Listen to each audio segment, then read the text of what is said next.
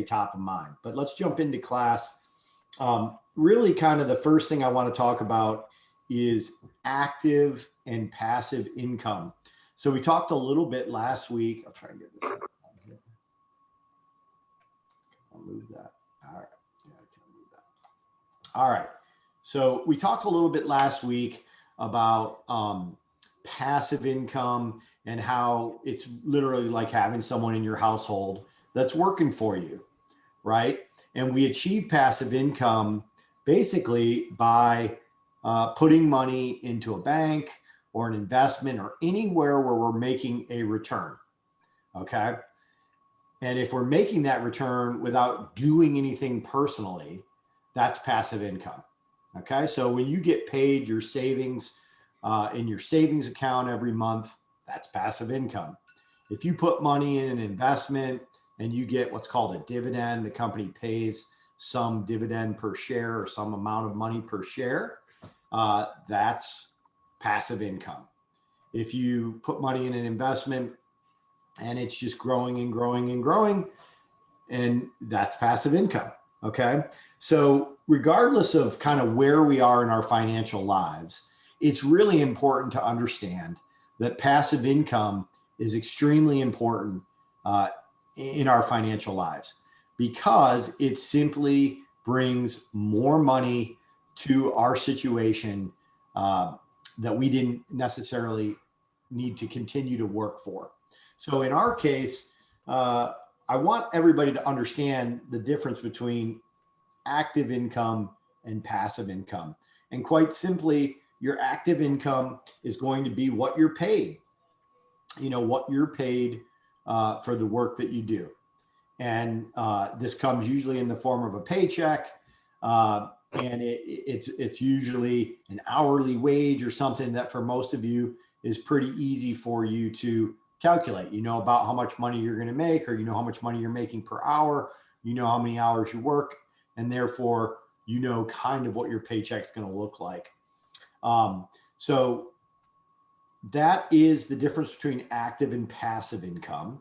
Then the next thing that sometimes can trip people up, particularly as they're getting a job, is understanding what gross income means. And oftentimes when people are talking to us about a job and what our pay is going to be, they're speaking in terms of gross income. Basically, gross income means the income that you would make without any deductions. Okay. And we all know that we have deductions that come out of our paycheck, particularly when we are a W-2 employee. Okay. And if you're 1099, it's important that you understand that these things are not being taken out of your paycheck, but yet you're still responsible for them.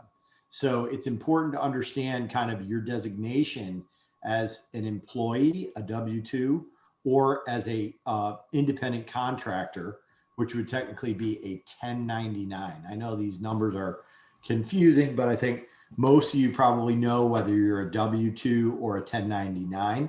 The 1099s or the independent contractors just need to understand that taxes are not taken out of your check, and therefore it's good to do some calculations around what taxes should be taken out of your check and simply put those in a savings account not to be touched so that you can pay your taxes when they're due.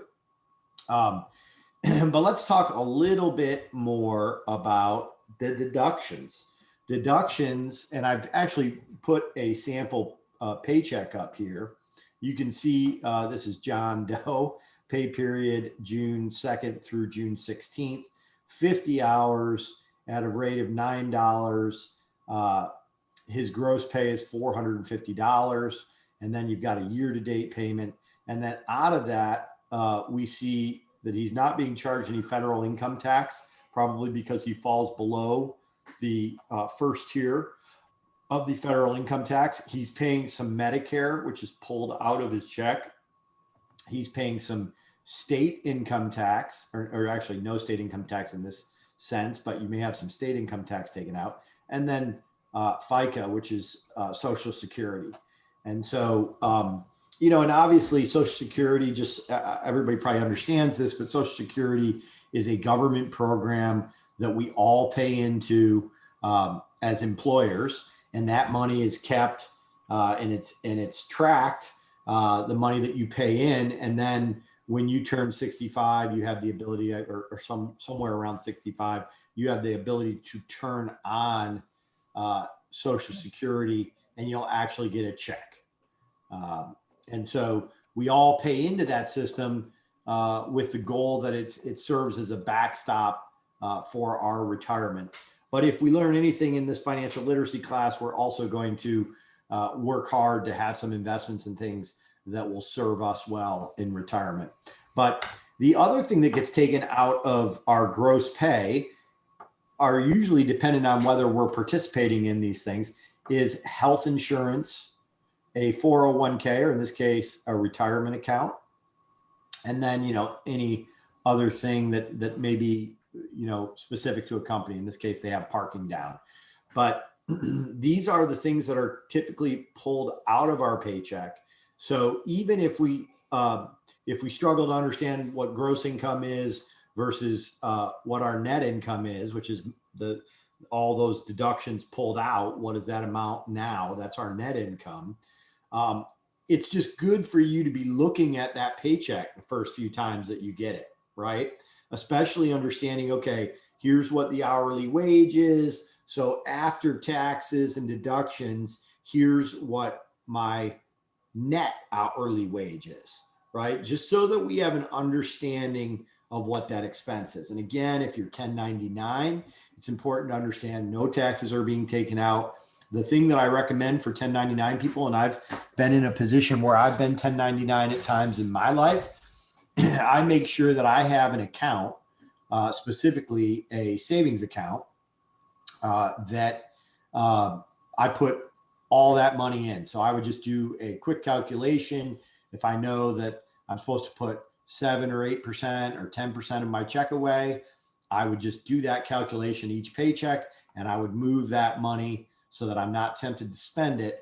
I don't keep it in checking, right? And then that enables me, when it's time to pay taxes, to move that money over and pay the tax. So let's talk a little bit about expenses, which is obviously the other side of our budget.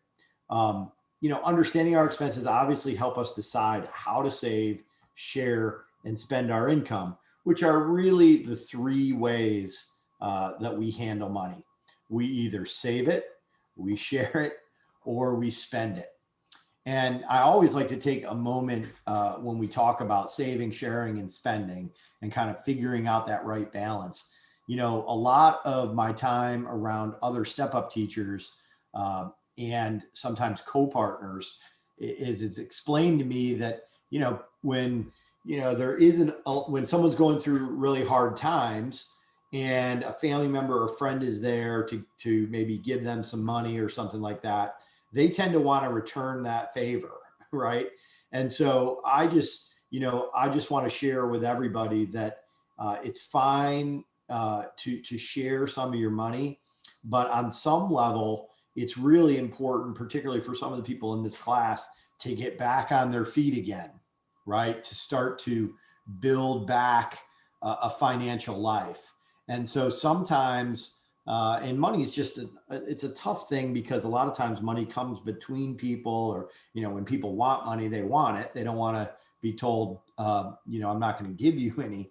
But I do think that it's really important in life when it comes to money to make sure that you have good boundaries. And it's fine to explain to people, you know, look, I'm trying to get my life together. I've set some financial goals. I'm trying to establish some savings. I'm trying to kind of put the basic pieces that I need to be successful in my life and not be living paycheck to paycheck in place. So while it's difficult sometimes to say no, I encourage each of you to be as thoughtful as you can be with your money, particularly as you're getting reestablished, building up some savings, and starting your job and starting to kind of move in that direction. So just something to think about. Also, obviously, I mean, I don't think anybody in here doesn't understand the difference between wants and needs, but when we do get into our budgets, we are kind of face to face with, how do we first account for our needs, which is effectively what we need to survive. We need shelter, housing, food, basic clothing, transportation, and obviously any medications. That's kind of what we need to survive. What are wants? Well, they're everything else, as we all know. Eating out, prepared food, brand names or designer clothing, new cars, jewelry, gifts, all those sorts of things. And again, there's nothing wrong with, you all are going to have to make those decisions for yourself in your budget. Certainly, I've had this class before, and I remember when we were meeting in person and we had some people that were so enthusiastically going after it that they came in and they just were like, oh, that's so tight. Basically they were, their savings goals were too aggressive. And so, these are the sorts of things that you need to ease into. I don't want any of you getting so excited, setting so many financial goals that you're starving yourself, or you're trying to spend a lot less money. We want to be practical, and like anything, it takes time. Just like when people first go into the gym, they try and do too much that first day, and then they're super sore, and that's really discouraging, right? We don't want people to feel discouraged. We want people to feel empowered. We want people to feel excited. And we know that particularly when we're doing our budgets, that it's going to take a while to kind of get in that sweet spot, right? Where we're saving some money, but we're also able to cover our bills. And every now and then we can have a meal out, or we can have some kind of treat or something that we treat ourselves to.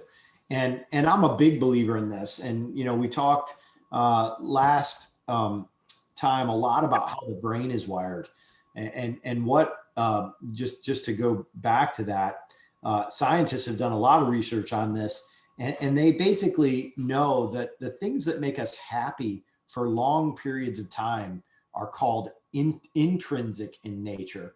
And these are things like our friendships, the connections that we have with people, learning a new activity, something that, you may have wanted to learn. Like for me, I picked up the guitar not too many years ago and really got a lot out of it. It was something I could do myself. And so kind of that personal development, these are all things that are really long lasting. Extrinsic goals are goals around money, status, power. These all feel good in the moment, but they tend to be very short lasting. So one of the things that I kind of do for myself, and that I encourage each of you, if you feel it resonates with you, is if you have a windfall, or maybe you work some extra hours, or you get a raise or something, if there's something to celebrate, set that as one of your goals, that you're going to go out and buy something for yourself when you achieve that. And that was something through a lot of my real estate career. If I had a big closing or something, I would have kind of that next thing that I'd say, okay, I'm going to go ahead and allow myself to buy this. I think that that's fine. And again, it's your plan. It's not going to be my plan. It's not going to be your co-partner's plan. It's your plan. And it's your plan because you're the one that's got to decide kind of what your goals are. You're the one that's got to decide what your budget is and what's appropriate for you. It's all yours, right? So we're going to be looking to you to put that plan together and to make sure that it's working for you. But do not be discouraged, especially in these first couple weeks, by the expenses that are coming in that suddenly have you realizing, oh, I didn't account enough in my budget for these few things. That's the beauty of a budget, is that it starts to make us more aware of expenses that we were not aware of. So one, we can either stop spending money on those things, or two, we can make sure that they're in our budget and that we're covered. And so if you could just wave at me if you have received the budget from Tim and you've got a sense of that and people are working that, right? Give me a wave. All right. If you're working your budget, that's what I need. Okay. All right. We're going to move on. Kind of a couple of general things around budgets, just some high level thinking. Most experts recommend trying to save at least 10% of what you earn. But I will tell you this, whenever you're getting financial advice is not universal. Okay. So anytime someone tries to say, oh, this one investment is what you need, or, you should spend your money on this, it's just not true, because it really is going to be a situation by situation scenario. So, a lot of times I get asked, where would you put some money right now? Or, what do you think is a good investment? And I'm always like, look, that's a question that requires 10 more questions. In other words, I need to know what your goals are and what your personal situation is before I would be making any recommendations to anybody about where they should be putting money. So take some of this with a grain of salt, but this is a little bit of kind of what the experts would tell you. And that is that we need to save approximately 10% of our checks. And, if you get good at that, you try and move it up. You try and move it up 15%. Can I save 15%? And if I'm really good, and maybe I've gotten good at saving a certain amount of money, and then I got a raise, and so I took that raise and immediately started moving it into my savings, you might be able to target as much as 20%. And so again, back to why we do that. The earlier in life, for those of you in class who are younger, it's huge, because you have more time for that passive income to be invested and working for you. Okay. So like that end of class, that compound, I'm going to just back it up. That compound, give me 1 second. That compound illustration that I talked about, the green line being your passive income, that's pretty significant, right? And the reason that it's significant is because the money is never touched. It just keeps building. It's called compound interest. There's a return, and that return joins the original number, and then there's a return on that. And that return joins the original number, and there's a return on that. So, the best way to describe it is literally like rolling a snowball down a hill. So for all of us, this is the goal. This is always the goal, is to have some passive income. And it really starts with a savings account where we're getting paid interest back. And then it becomes possibly an investment, and we get some money back, and it reinvests, and so on and so forth, right? That's what we're looking to do. So then I want to talk a little bit about the 50, 30, 20 rule. And this is just something, again, that when you're looking at your budgets, you can kind of start to get a feel for. In other words, when we look at our budgets, can we figure out whether approximately 50% of what we're spending our money on is our needs, 30% on wants, and 20% on savings? And so for many of you, particularly if you're starting out, you may not have 30% of wants. You may not yet be in the financial position to feel comfortable spending 30% of your money on wants. It's okay.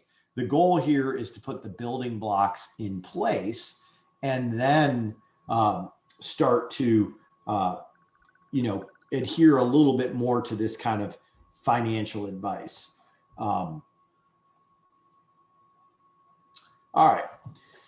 Let's understand kind of why do we manage our expenses. I used to have a little ritual on Saturday mornings. That was kind of my time to get out my online banking, get my bills, grab my, at the time, I remember I used to drink Red Bull. So I'd come out of there bouncing, I got to get all this stuff done. One of the best piece of advice that I ever got from a manager when I was really young was, if it feels uncomfortable or it's not something that you want to do, make an appointment with yourself. Okay. Meaning just carve out the time, write it in a book. I've got an 8 a.m. appointment on Saturday morning to get through all of my expenses. Um, and it's just a time for you, one, to kind of pay the bills, and two, to see what you might need to be doing somewhere in your financial life. But what are the benefits of that? If we're doing it regularly, the things that it helps you to avoid are late fees, right? When suddenly, we forgot, we missed a couple of weeks, and suddenly you've got a bill that's late, and now you're paying late fees.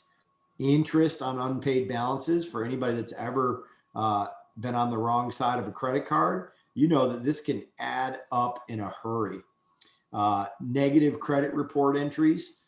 Again, a lot of times things can kind of just go missed. If we're setting that time with ourselves and being diligent about it, and just kind of setting that habit every Saturday morning, or maybe you're not a Saturday morning person, you'd rather do it Sunday afternoon. It doesn't really matter when it is, but you've got to decide when it is, and you got to commit to it. Uh, and then, the worst thing that can happen is a loss of service, right? Suddenly your power gets shut down, or your phone gets shut off, or God forbid, your Netflix or something, goes away, and you have nothing to do on Friday night. But ultimately, doing your bills on a regular basis is going to keep that in check. And then, there's positives too. It's not just about the things that are bad. There's very positives that come out of the good habit of sitting down weekly with our finances. And the biggest one, you've heard me say this word a lot, is awareness of your situation. you know it's I play this is a funny aside. I play a New York Times word game every morning. My family, they laugh at me. My kids, they think I'm so funny. But every day I play this word game. I play it a little bit when I'm getting my coffee and waking up, and then I tend to play it a little bit towards the end of the night. And I pride myself on getting to genius. And genius is hard to get to. But what it does is it makes me aware of these words. So I'll look at it in the morning. And then by the time I sit down at night, it's like I got 6 or 7 words that just come right out of me, because my brain has had all day to think about the words that are in that puzzle. Our brains are like that. If we spend time on something, we get better at it, right?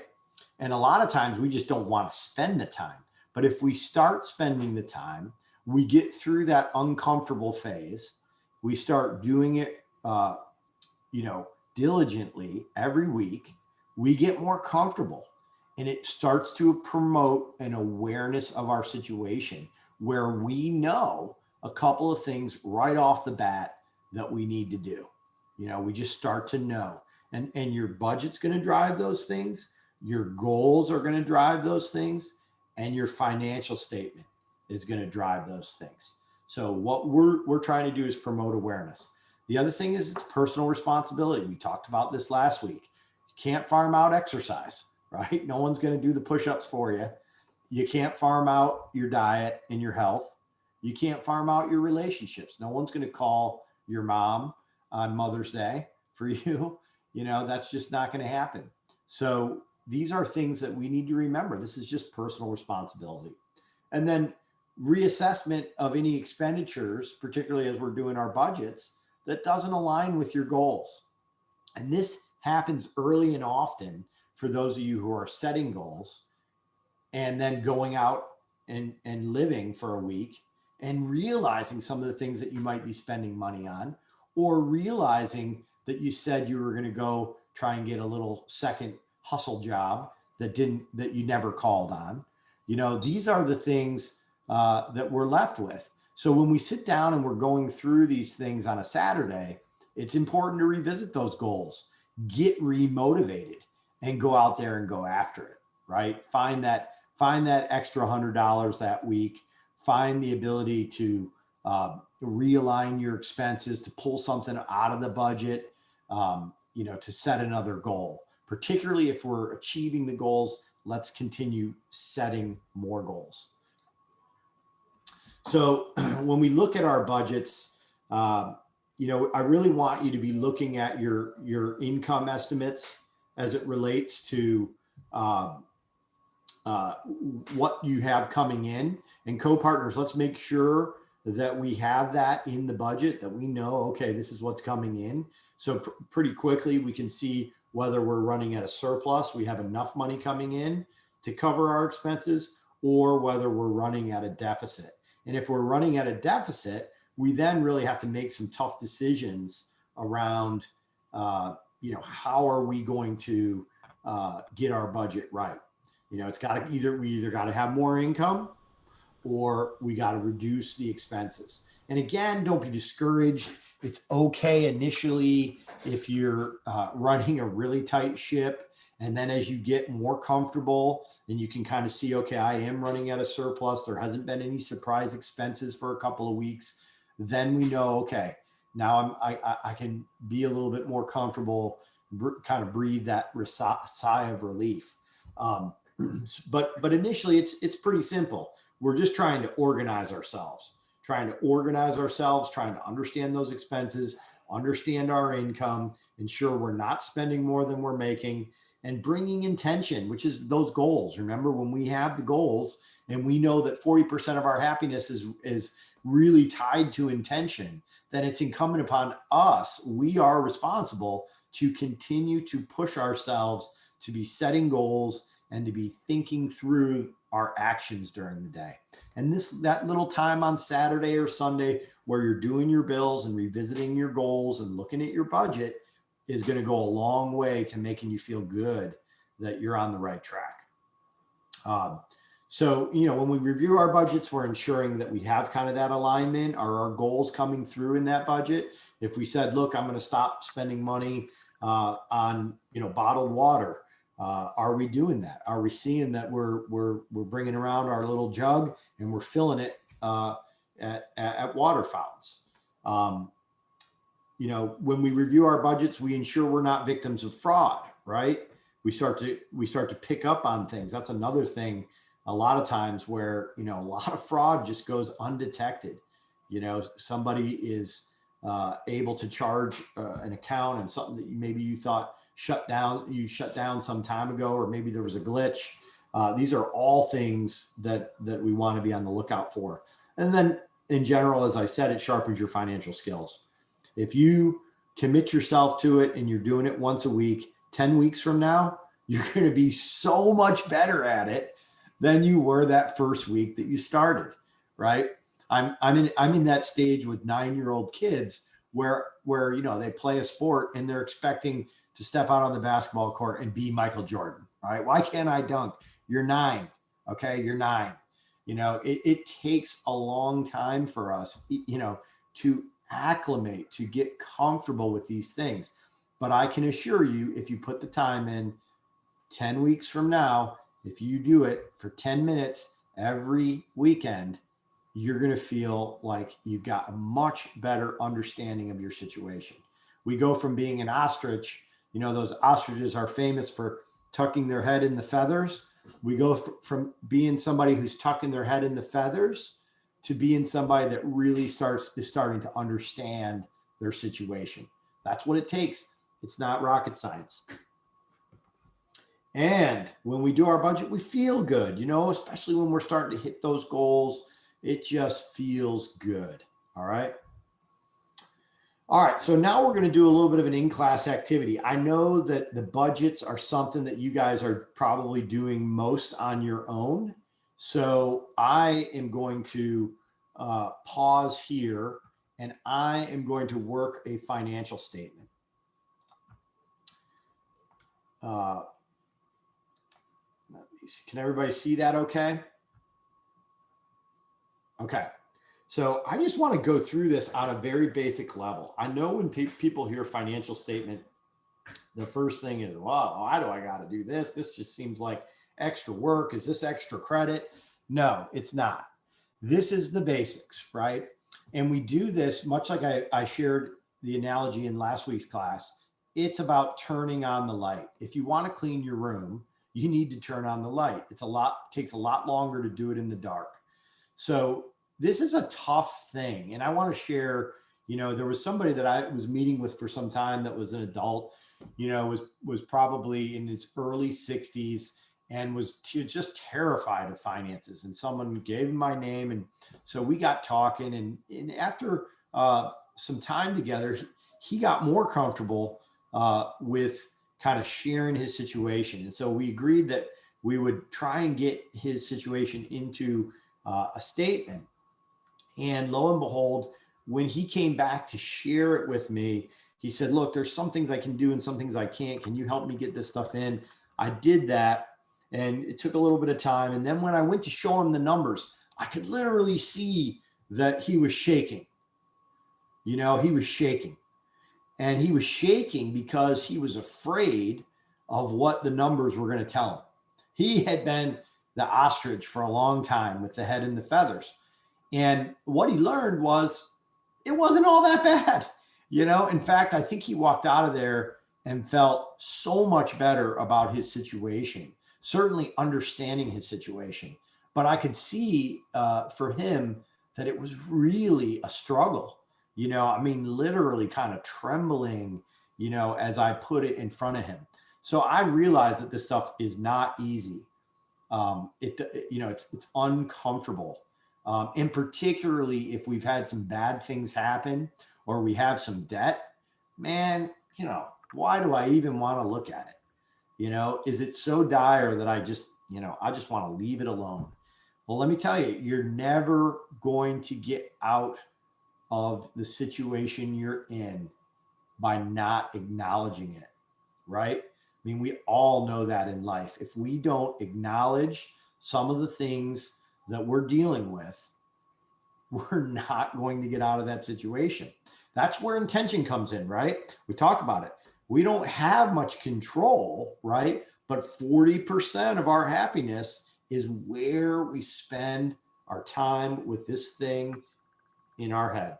Where do we apply it? Where are we going to apply it? And here, I'm telling you, financial literacy is going to serve you the rest of your life. So let's jump in here. And so the first thing that I'm going to do, and this, I just want everybody can get this sheet. I'm going to resend this because I did a little bit of work on this. If you have Excel, this is really easy to populate. But this, I'm just going to do a sample financial statement. So I'm going to make up my name. My name is Jeff Thompson. Okay. Or if I'm married, I might just say the Thompson family. Okay. And then I put my date in. Today is 5/4/2021.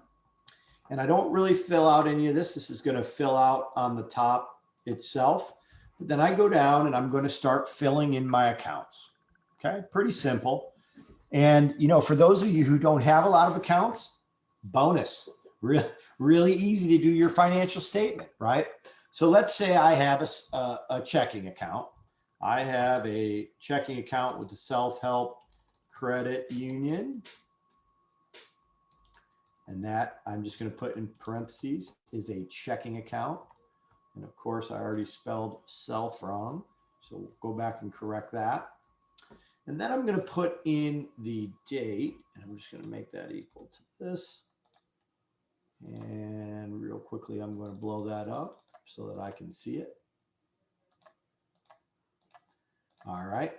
And in that self-help credit, I get out my phone, I check my balance, and I see that I've got $2,042.30. And I know that my contact at Self Help is a guy named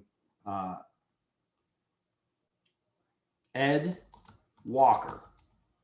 Okay, that's the guy that I call at the bank if I have any problems, or that's the manager that I was originally introduced to. So I've got a nice little note in there that Ed Walker is my contact. Now you might ask, why do you do that? Well, you do it because if you're married and you keep the finances and something were ever to happen to you, then someone would know who to contact with each of your accounts. That would be the appropriate person. Or if you were in an accident or incapacitated for some period of time, somebody would have the ability to reach out based on your financial statement, which again is just all about organizing ourselves. All right, so then I also have a Wells Fargo savings account, and I'm a graduate of Step Up from 4 years ago. And so I've been saving, loved that financial literacy teacher. I'm saving 20%. And so I've built up a nice little savings. I have $8,793, okay, in my savings. And that there's a person at the bank named Alice Jones. And Alice is really the person that I know at Wells Fargo. Okay, so I've got my two checking and savings account in, and that is equaling a total of $10,835 that I have in those accounts. Now, there's no embarrassment if these numbers are $200 and $65. There's no embarrassment, okay? It's just about getting it in, right? It's just about getting it in. It's about understanding what we've got and what's going out, okay? I'm going to just cut this back. Now, I'm going to fill this out as if, just to give you some examples. I don't want anybody, again, to get too carried away that, oh, there's this and there's that. Let's say that I just moved my first $1,000 to a brokerage account. So I've just, for the first time, set up a Schwab brokerage account. And this is online. And I moved my first $1,000 into that account. I haven't even invested in anything yet. And I really don't have anybody. So what I did was I put in the online number of the group. Okay. So I know that, again, my loved one could call that number and tell them who they are. They may not be able to get access to my account, but they could let Schwab know, or, that's just kind of the way that we track it. And then let's say we go down here, and let's say I've been working at the same job since I graduated at Step Up. And 2 years ago, they offered to allow me to participate in the 401k. So I haven't been putting a ton away in the 401k because I remember the financial literacy guy talking about, I really needed to get some savings and get out of living paycheck to paycheck. And so I feel now that I've got enough savings that I was moving a little bit into the brokerage account. And I have a Vanguard 401k. And in that 401k, I have been depositing a little bit of money each year, and I am now at $1,850 in that account. And then once again, I would put the number. Okay, I've got my number in there. And again, if I had somebody, maybe there's somebody in the HR department at the company that you did the 401k through. Okay, and then I say, okay, that's Anita. Anita, I don't know. I'm bad at making up names. Let's see. Anita Treble. Anita Treble is my contact in the company. And so my wife if I'm the one that keeps finances, knows to reach out to Anita and say, hey, I wanted to check in on my husband's 401k. He's been in a car accident, whatever. Again, this is just about kind of knowing who those key people are. So that drops down. And then real estate. Well, I don't own any real estate yet. I'm still renting an apartment. But if I ever do buy real estate, this is where it would go. And so, the entry would just look like the address, like 144 Walk of Life Street. That's my house. And then what I would put in here would be the value of the house, not the amount of money that I put down for the house. But if I'm going to buy $100,000 house, then $100,000 goes in there. You may say, well, I don't own $100,000 for that house. I don't have that much money down, but that's okay. We would deal with that down in mortgage and liabilities. So let's just pretend, again, for the sake of future and as an example, that 144 Walk of Life Street is the home and the value of that home is $100,000. There it goes. Then I have autos and other assets. So let's say I'm driving a Nissan Sentra. And let's say that's an old car. It's a 1990. And that car, when I look at it on Blue Book, is only worth $1,800. Okay, but it's paid off. I don't have a loan on it. Life is good.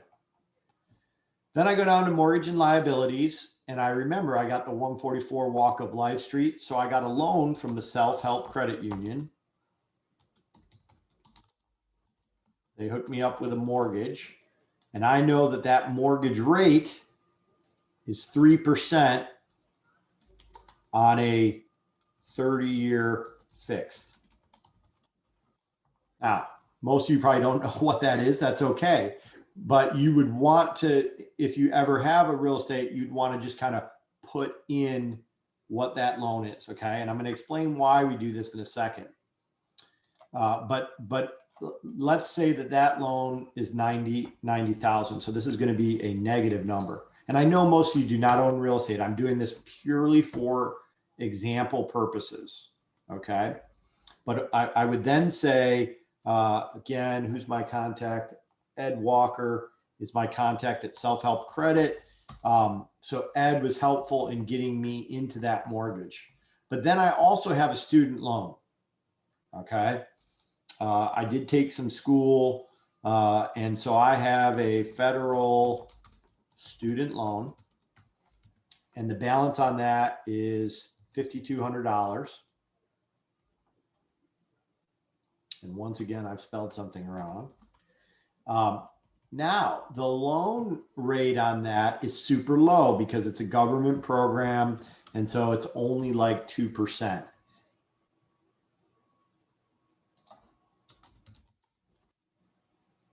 And it's deferred until 2025, meaning I don't have to pay on it until 2025. Okay. Oh, but then there was that time before I had my job, I racked up some credit card debt. And so I have a Target credit card. And that Target credit card has a balance of $568. And then I also have a Capital One credit card. What's in your wallet, right? I have one of those. I have a Capital One credit card.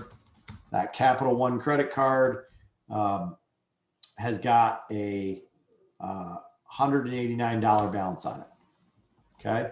Now, what do I know about these credit cards? I need to have those rates, right?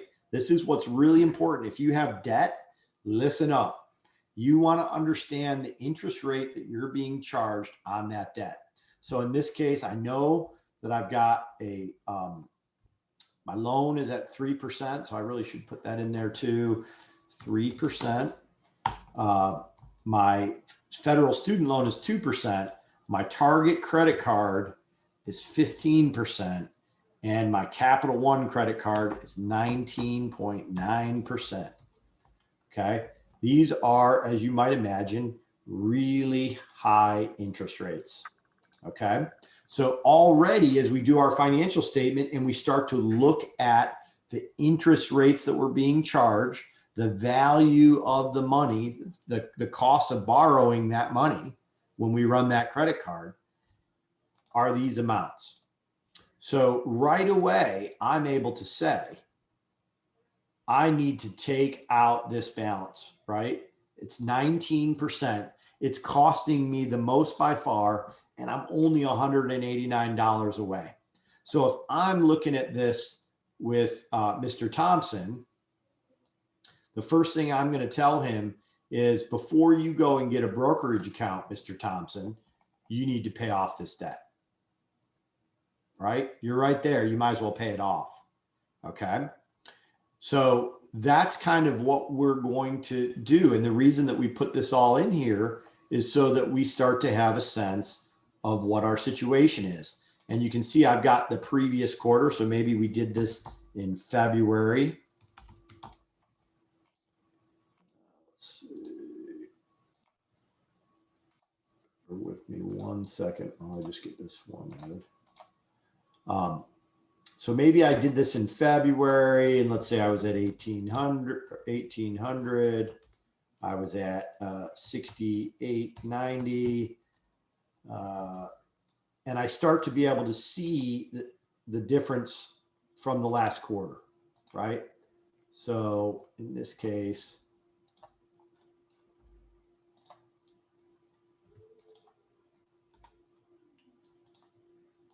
I can see that I've got $242 more in my checking, and then I've got $1,900 more in savings. I got my end of year bonus.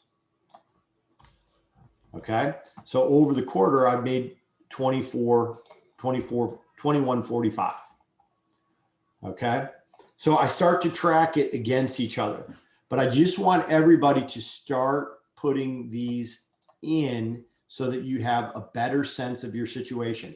And again, amounts are not important, but getting your stuff in there is. Remembering if you had a savings bond, or if a uncle ever gave you a share of stock or something, getting your car in there, checking the Blue Book value if you own a car, getting your credit cards and student loans and anything that's out there in there. And I realize it's not easy. And some of these things I haven't looked at that in a while. Well, it's time to dig it out, right? Blow the dust off and get it in, because without getting it in, we're not really going to be able to have a debt strategy, right? We're not even going to really know what we need to do. But getting it in there and then tracking it every now and then. And again, something like this financial statement, once it's done, you don't really need to touch it for another few months. If you're really being diligent about your finances, maybe you visit it monthly just to see how you're doing, to see how your savings is coming, to see if it's time to potentially open another account. Okay. All right, let's stop there. We're running up, I think, on the time here. Let's just chat. Any questions, thoughts, things that have been difficult in the past? Let me see. Open my chat. Anything anybody want to put in chat, or anything that would be helpful? Yes. Do you know about any home buyer programs? I qualify for a VA home loan, but I'm trying to see if there's also a home buying program. Maybe I can get into a condo instead, because condos are really hard to buy with the VA home loan. Yep. So I wanted to see if there's any first-time buyer programs that will let you buy a house without a down payment. I do not know the answer to that question, Elena, but do you bank with somebody now? Fidelity, but they only give out their loans through LendingTree. Okay. So maybe what I would suggest to you is maybe go to a credit union, or Another thing, you might be able to call just a mortgage broker, somebody who works with multiple banks, to get more of a sense of what kind of products are out there, or if you would qualify for any special programs. That's probably be where I would start. And I would also think online that there would be maybe some resources. Let me dig into that a little bit. And when I send the recap to Mackenzie tomorrow, I'll see if I can dig something up for you. Let me write you down. Rich, can I share something? Yeah. There is a first-time homeowner program. It's called NACA, NACA. Okay. They're actually doing a workshop this Saturday virtually. It's a 4-hour workshop. And if you are approved and your budget lines up, you're able to get a loan. I think the interest rate is 3.7%. It does not, you do not have to pay a down payment or closing cost with this program. So I would say, again, it's NACA. Log onto their website, try to get into the workshop this Saturday. I'm actually going because that interest rate sounds good to me. Yeah. So So here it is. It's NACA.com, Elena. Thank you so much, Elizabeth. And it basically has no down payment, no fees, no closing costs. Pretty good rates, it looks like, too. What is needed for approval, Elizabeth? Oh, I'm sure they're going to do they some get your underwriting. history, and then you have to like meet up with their financial advisor. So they're going to want to look through your budget and tell you ways that you can save, right? Like ways that you can do it. And if I'm not mistaken, if you're approved, the loan goes up to like 235 or 250,000. So where Elena's saying she's looking at a condo, like it might be feasible with that. That's right. To that myself, sure. Right, I'm going. Bobby's suddenly down and typing. Well, there's a lot of information, it looks like, out there. Thank you so much for sharing this resource, Elizabeth. It looks really good. There's also a mortgage calculator out there that's really easy, so you can put in the values and kind of see what that's going to look like. That's a good question. Thank you for asking it, Elena, and thank you, Elizabeth, for having a better answer than the teacher. What else? What else is on people's minds? Rich, it's Casey. How you doing? I'm good. Good. Hey, since we've met, there's been quite a few improvements on my end, which I'm very happy about. But again, as you said before, it is a process. So my question is, for the budget, you said that you look at yours every few months or so. For those of us who are kind of maybe starting off with setting that up, Yep. is that something that we're gonna put our hands on every month, every pay period? When is the best time in starting off? Say, that maybe that first year or so. How often should we be adjusting that budget, or is the budget our guideline? Yeah, that's a great question. And let me be clear, the financial statement is something I think you would look at less frequently. Once you have it together and understand your situation, mission accomplished. Then it's more just checking in on progress. A budget, particularly for the people in this class, is critical to be visiting, I would think, on a weekly basis. And certainly you're doing that in this class, but you're going to want to do that at home. You're particularly in the beginning, you're really going to want to have that budget continue to modify based on how you're spending, based on something maybe that wasn't clear in your income, and get it right before you put it down. About the time that you put a budget down in your life is when it is so accustomed to just how you do things now, because you just know in your head and you've gotten so diligent at it, you've built out such good habits. That's about the only time you would put a budget down.